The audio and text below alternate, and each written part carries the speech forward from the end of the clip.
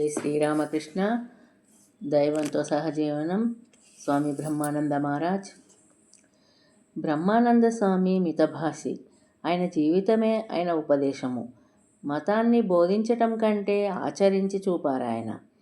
వాసుదేవానంద స్వామి ఈ విధంగా జ్ఞాపకం చేసుకున్నారు. వేసవికాలంలో బాగా వేడిగా ఉన్న రోజు అది. మధ్యాహ్నం 2-3 గంటలు అయి ఉంటుంది. బ్రహ్మానంద స్వామి బేలూరు మఠంలో తన గదిలో కూర్చొని ఉన్నారు. ఆయన సేవకుడు విసనకర వీస్తున్నాడు.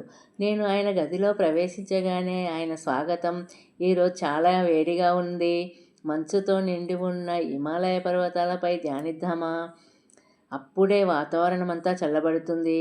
నీకు ఈ రహస్యం తెలుసా? మొదట మనస్సును పూర్తిగా ఖాళీ చేయాలి. దానిలో ఏ విధమైన సంస్కారాలు ఉండరాదు. అప్పుడు దానంతట అదే మనస్సు దైవ చైతన్యంతో నింపబడుతుంది.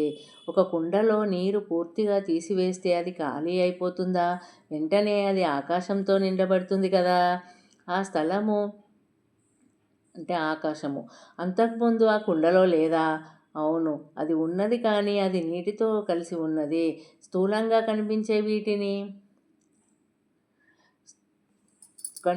నీటిని మాత్రమే చూస్తాము గనక కుండలో నీరే ఉన్నది అనుకుంటాము.